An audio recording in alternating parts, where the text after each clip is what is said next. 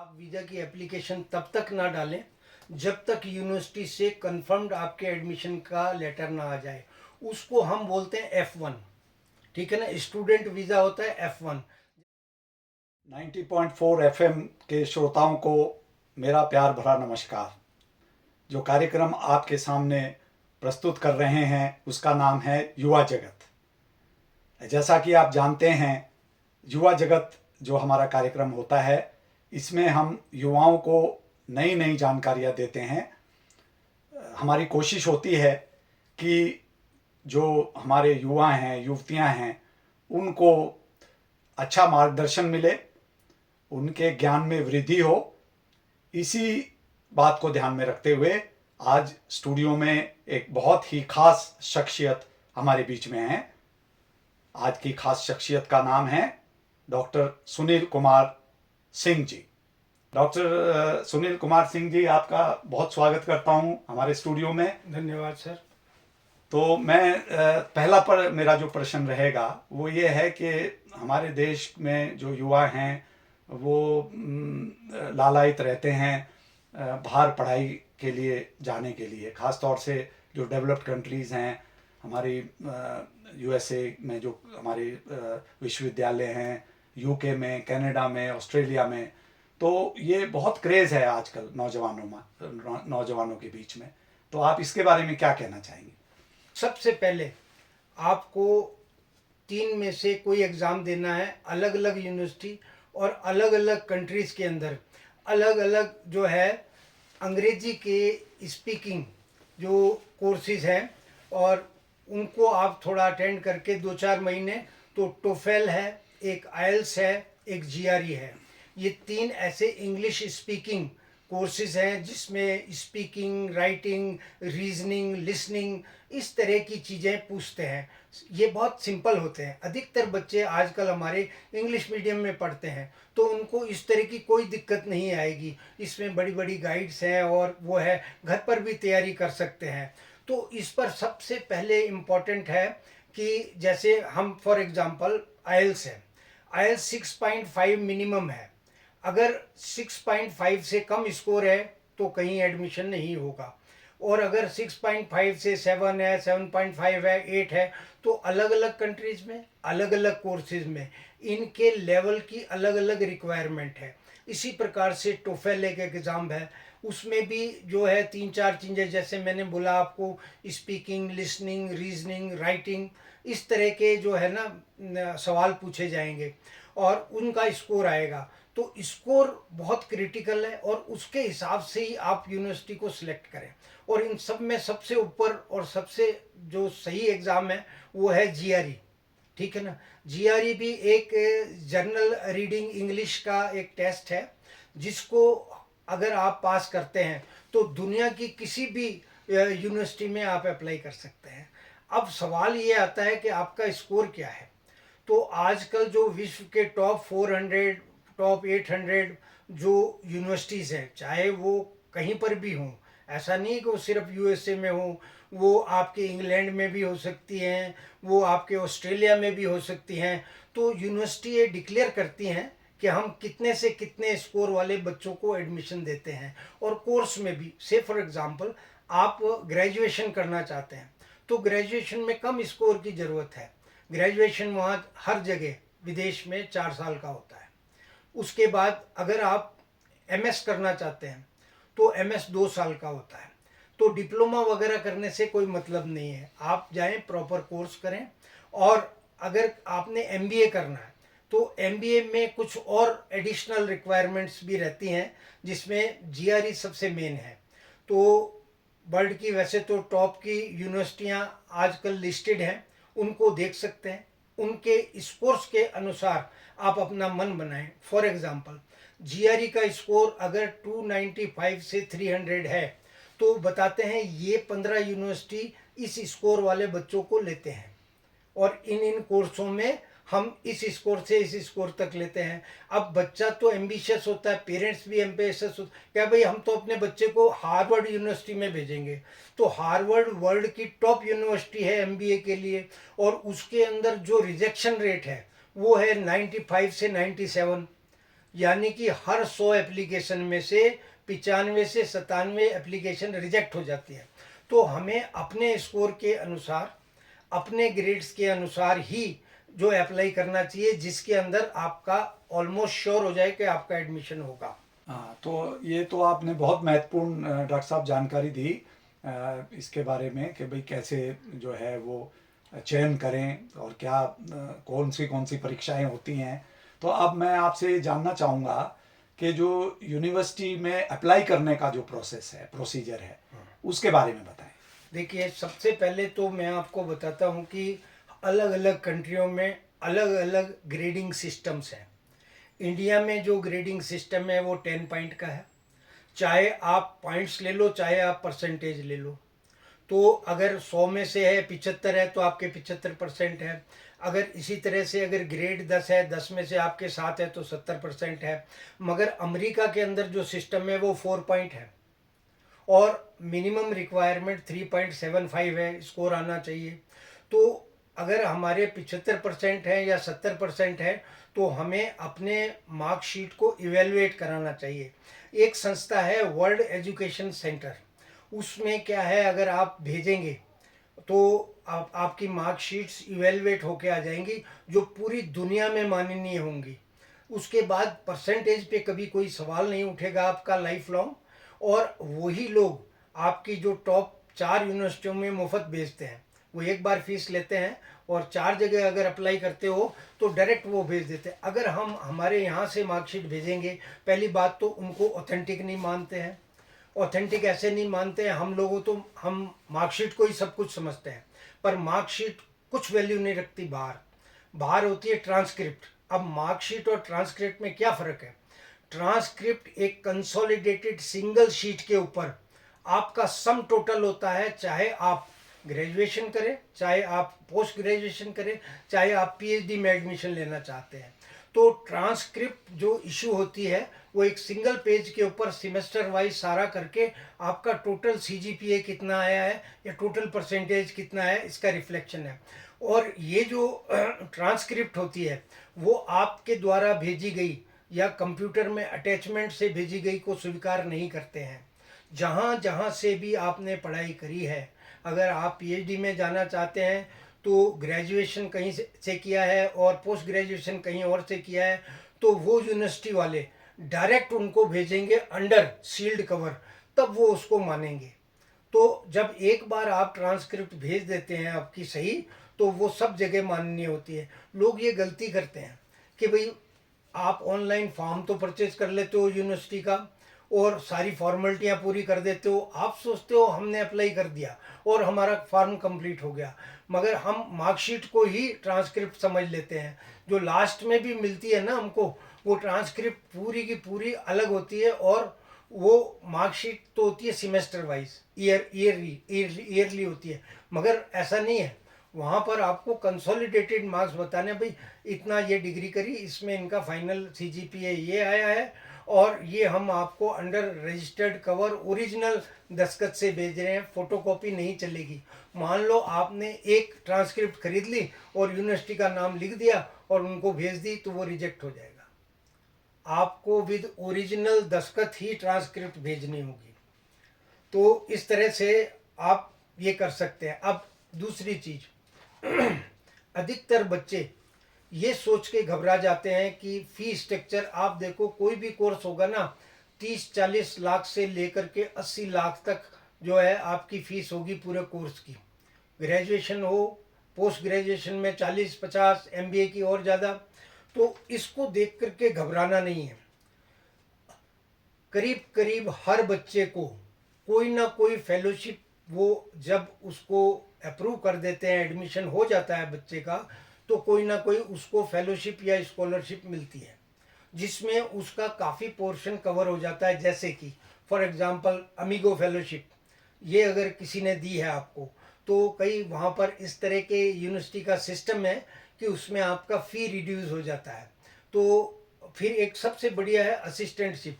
जब आप वहाँ जाते हैं, आप ज्वाइन करते हैं, तो एक तो आप बाहर काम कर सकते हैं 20 घंटे तक, उसमें आपको पैसे मिलते हैं और उससे आप अपना रहना खाना कर सकते हैं।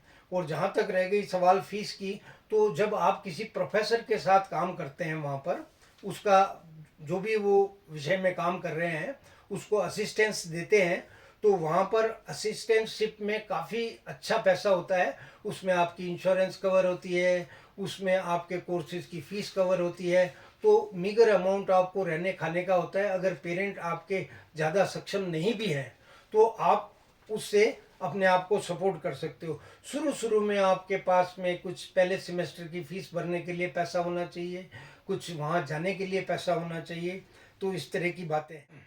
तो डॉक्टर साहब, बहुत महत्वपूर्ण बातें आप बता रहे हैं और मुझे पूरी उम्मीद है कि जो हमारे युवा जो साथी हैं, जो इच्छुक हैं बाहर जाने के या जो जिज्ञासु हैं, तो वो ज़रूर आपकी बात सुन के जो है उत्साहित हो रहे होंगे।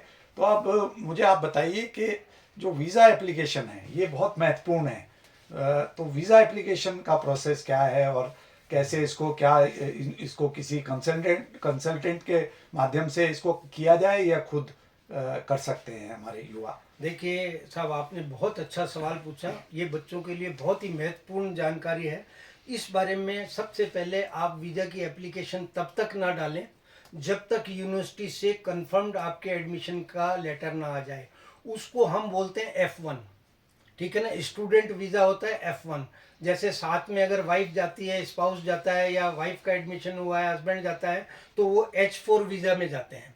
तो पेरेंट्स जो है वो अलग B1 B2 वीज़ा में जाते हैं। जी, जी। तो सबसे पहले आपके पास F1 वीज़ा यूनिवर्सिटी से होना चाहिए, और वो जब आपके पास होता है तब आप वीज़ा एप्लीकेशन की फ़ीस भरें ऑनलाइन, और भरने के बाद वीज़ा की एप्लीकेशन को भरें।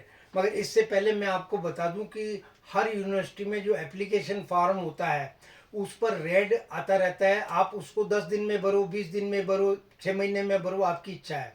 और 3 तरह के सेमेस्टर होते हैं वहाँ पर, भाई फॉल भी है और आपका अर्ली भी है। इस तरह से लेट और ज़्यादा आप अलग अलग सेमेस्टरों में एडमिशन ले सकते हैं, ठीक है ना।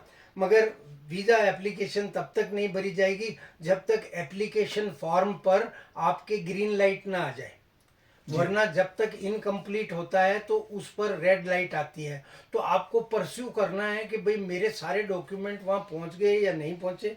जब आपके सारे डॉक्यूमेंट पहुँच गए और आपको एक F1 वीज़ा का जो है लेटर इशू हो गया यूनिवर्सिटी से, confirming the fees structure, confirming the financial responsibility, who will bear the responsibility, तो इस तरह की सारी बात हो करके, और क्या फीस का स्ट्रक्चर रहेगा, क्या रहने का खाने का, वो F1 में आपके करीब करीब लिखा होता है।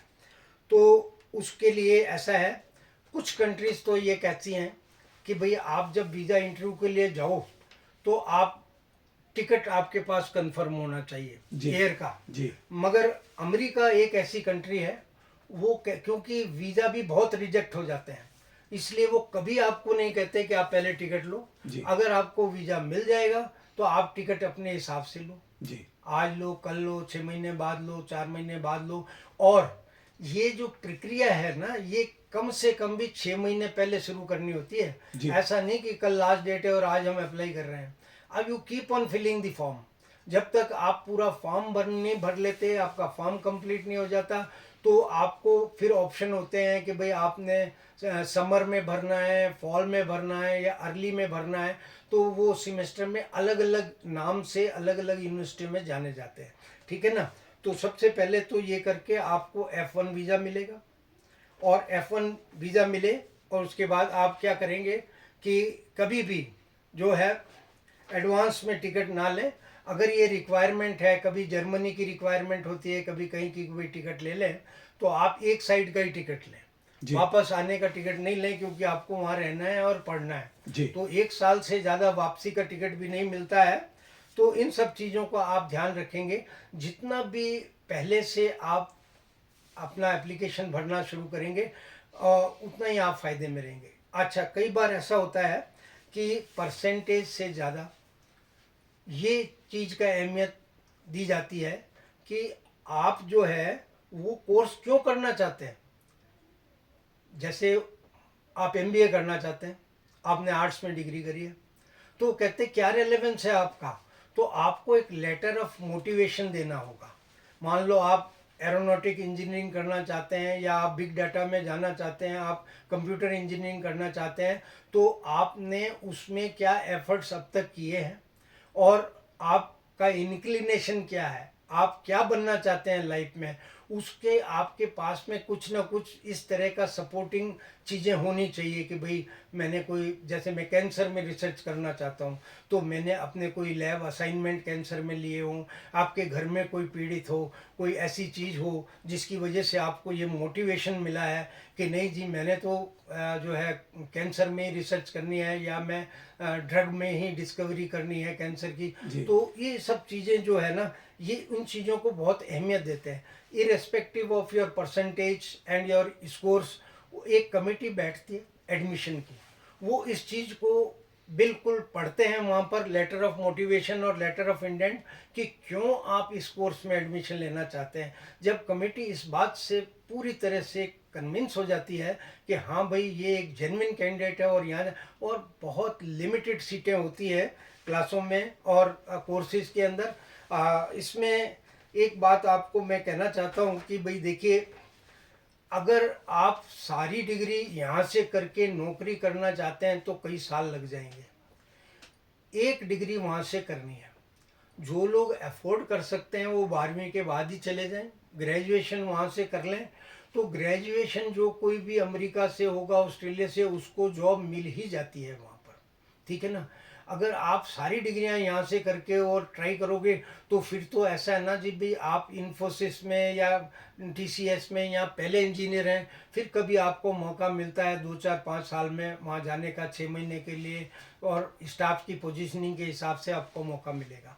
अगर आप शॉर्ट चाहते हैं कि भाई मैं वहाँ से जाकर एक डिग्री कर लूँ, आप वहाँ पर एमएस कर लें, वहाँ से जाके एमबीए कर लें। जी। तो अगर आप एक बार एक डिग्री विदेश से कर लेते हैं और आप वहाँ पर सिस्टम में रह जाते हैं, तो वो एक रिकॉर्ड चेक करते हैं। रिकॉर्ड ये चेक करते हैं कि आपने कभी कोई गलती तो नहीं करी, कोई उधार लेकर के आपने चुकाया नहीं चुकाया, लोन लिया किसी से, कोई और गलती कर दी, कोई और पुलिस कचहरी कर दी, तो फिर वो आपको आगे स्टे नहीं करने देते हैं। इसलिए आपको वहाँ पर ये सोशल सिक्योरिटी, आपकी पूरी की पूरी हिस्ट्री उनके पास में होती है।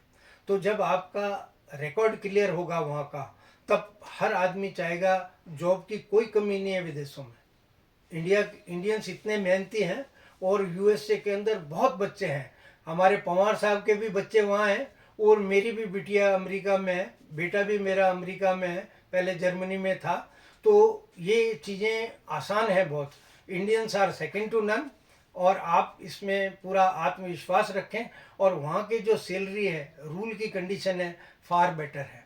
तो कोशिश करें जिससे पूरी फैमिली का ही नसीब बदल सकता है। मेरा यही कहना है सिर्फ साहब। बहुत आपका धन्यवाद डॉक्टर साहब, बहुत महत्वपूर्ण जानकारी आप दे रहे हैं हमारे जो श्रोता हैं, ख़ास तौर से जो युवा हैं हमारे, उनके लिए बहुत मोटिवेटिंग जानकारी है, प्रेरणा स्रोत है। 1% जो है वो इंडियंस वहाँ हैं अमेरिका में, और वो हाईएस्ट अर्निंग ब्रैकेट्स में आते हैं। तो हमारे जितने स्टूडेंट्स जाते हैं वो बहुत अच्छा करते हैं। और जैसे वहाँ स्टूडेंट्स पहुँच जाते हैं, पहुँचने के बाद जो है उनको किन किन बातों का ध्यान रखना चाहिए, जो तो आपने प्रोसेस पूरा बता दिया, वीज़ा का भी बता दिया, कैसे वीज़ा लेना है, कैसे एडमिशन के लिए अप्लाई करना है। अब वहाँ जब ये सब जो है औपचारिकताएं पूरी हो जाती हैं, तो वहाँ जब स्टूडेंट वहाँ चला जाता है यूएसए में या किसी भी देश में, बाहर विदेश में, तो वहाँ किस तरह से उसको किन किन बातों का ध्यान रखना चाहिए? आपने बहुत ही महत्वपूर्ण सवाल पूछा है साहब। मैं इससे पहले एक जानकारी भूल गया था देने के लिए, वो भी मैं जानकारी बच्चों को देना चाहूँगा कि आप लोग एजेंटों के चक्कर में जितना कम पढ़ेंगे उतना कम सही। और अमेरिका का तो 100% काम जो है ना वो ऑनलाइन है। फॉर्म भी आप ही के कार्ड से होगा, तभी वो भरा जाएगा। वो वीज़ा में अंदर जाते हैं तो पूछते हैं कि आपने पेमेंट किस कार्ड से किया, तो वो सब कुछ आपका ही होना चाहिए। तो वीज़ा में देखिए, आपकी डेट ऑफ बर्थ कोई एजेंट कैसे बताएगा, आपकी फ़ोटो कोई एजेंट कैसे लगाएगा, है ना। आपकी मार्कशीटों में मार्क्स वो कैसे बताएगा? जी। ये सब कुछ आपने भरना है, सब कुछ आपने करना है। तो कोशिश करें कि आपस में एक एक दो दो चार चार बच्चे भर के और खुद एक दूसरे के साथ करके, और पूरा इसमें सारे आते हैं रूल्स रेगुलेशंस और सारी चीज़ें, वो आप देखें स्टेप बाय स्टेप भरें। वो एग्जाम्पल साथ में देते रहते हैं, ठीक है ना? तो वो सब करके आप अपना फॉर्म कंप्लीट करें, ये एक चीज़ है। और उससे क्या है कि आप जब पेरेंट्स ज़्यादा पढ़े लिखे नहीं होते हैं ना, तो वो लाखों रुपए एजेंट्स को देने के लिए तैयार हो जाते हैं, इवन पढ़े लिखे भी। हमारे भी, मेरे भी कुछ ऐसे मित्र हैं कि यार कौन तो करेगा, तो अपन तो एजेंट रख लेते हैं, वो वीज़ा दिला देगा। अब वीज़ा जब रिजेक्ट हो गया तो एजेंट क्या करेगा? तो सारी जानकारी आप ही को देनी है, और आप ही की जानकारी एजेंट भी वही भरेगा, और ऑनलाइन ही भरेगा। वो कभी भी आपको कोई एजेंट जल्दी अपॉइंटमेंट नहीं दिला सकता। जी। और डेट भी आपको सेलेक्ट करनी पड़ती है वीज़ा की, दो कंसिक्वेंट डेट। एक पर तो आपकी बायोमेट्रिक होती है, और विद इन 15 डेज आपका उसमें पर्सनल इंटरव्यू के लिए बुलाते हैं। वो एक दिन भी हो सकता है, वो कंसिक्यूटिव डेज भी हो सकता है, और 15 दिन के गैप में भी हो सकता है। जब आप उसको एग्री करेंगे ऑनलाइन, तो फिर आपका जो है वीज़ा अपॉइंटमेंट डेट अपने आप आ जाएगी कंप्यूटर से निकल करके। आप उसका प्रिंट आउट ले लें और वहाँ पर पहुँच जाएं। तो ये तो बात है। दूसरी चीज़ तो इतनी विशेष बताने की नहीं है कि भाई वहाँ पहुँच गए, एडमिशन हो गया। उसमें यही है कि हमको अपना व्यवहार बिल्कुल ऐसा रखना है कि भाई आप पर कोई ऑब्जेक्शन ना करे। जैसे रोड क्रॉस करना है, लोगों से इंटरेक्शन करना है, कोई कूड़ा करकट फेंकना है, तो ये सब चीज़ों का आपको ध्यान रखना है। और ऐसी कोई भी गलती में, कई बार क्या करते हैं बच्चे, डिपार्टमेंटल स्टोर चले जाते हैं, छोटी चीज़ होती है उठा के जेब में रख लेते हैं, तो बहुत सारे अनेकों अनेक बच्चों को डिपोर्ट भी करते हैं, चाहे वो किसी कंट्री का हो। चाहे ये ऐसा नहीं है कि वो इंडियंस के लिए है, वो चाइना के लिए, पाकिस्तानियों के लिए, नेपालियों के लिए, सबके लिए एक जैसा रूल है वहाँ पर। तो हमको पता नहीं लगता, वहाँ पर हर चप्पे चप्पे पर सीसीटीवी है। वो आपकी हर चीज़ को वॉच करते हैं। इवन आप ड्राइविंग कर रहे हैं और आपने रैश ड्राइविंग करी, वो रिट्रीव कर लेंगे पिछले 4 घंटे पहले का जी। आपने कैसे ड्राइविंग जी, करी। जी, तो बिल्कुल। आपको रूल को नहीं तोड़ना है, चाहे वो बाजार का रूल हो, कॉलेज का रूल हो। और आप अपने हिसाब से पढ़ने के लिए जाएं, वहाँ कोई लीडरी नहीं चलती, कोई नेतागिरी नहीं है। तो अगर आप पढ़ाई करेंगे, जीवन बन जाएगा, आप ही का नहीं, पूरे खानदान का जीवन बन जाएगा। अगर एक बच्चा भी बाहर पहुंच जाता है, तो वो फाइनेंशियली हमेशा के लिए स्टेबल हो जाती है पूरी फैमिली। तो मेरा कहना यही है। अगर और भी जानकारी कभी आपको चाहिए होगी, तो आप पवार साहब से भी संपर्क कर सकते हैं, वो भी आपको गाइड कर सकते हैं। सबसे पहले तो हमारे बच्चों में इन्हीं की बच्ची बाहर गई थी पढ़ने के लिए। ठीक है सर, तो बहुत बहुत धन्यवाद सर। बहुत बहुत धन्यवाद डॉक्टर सिंह, आपने बहुत महत्वपूर्ण जानकारी दी, और मुझे पूरी उम्मीद है कि ये जो कार्यक्रम है ये बहुत लाभदायक होगा हमारे श्रोताओं के लिए, ख़ास तौर से जो अभिभावक अपने बच्चों को बाहर भेजना चाहते हैं पढ़ाई लिखाई के लिए, और जो युवा युवतियां बाहर जाना चाहते हैं उनके लिए ख़ास तौर से, और आम तौर से जो है, आम जो सुनने वाले हैं हमारे, उनकी ज्ञान में भी बहुत वृद्धि हुई। आपने बहुत जो है विस्तार से और बहुत अच्छे तरीके से ये सब जानकारियां साझा की, और समय निकाला हमारे स्टूडियो में पधारने का। इसके लिए आपका बहुत बहुत धन्यवाद, और पुण्य आपको फिर भी हम चाहेंगे कि समय समय पर आप नई नई जानकारियां जो है हमारे जो युवा हैं उनके साथ साझा करते रहें। आपका बहुत बहुत धन्यवाद। धन्यवाद साहब।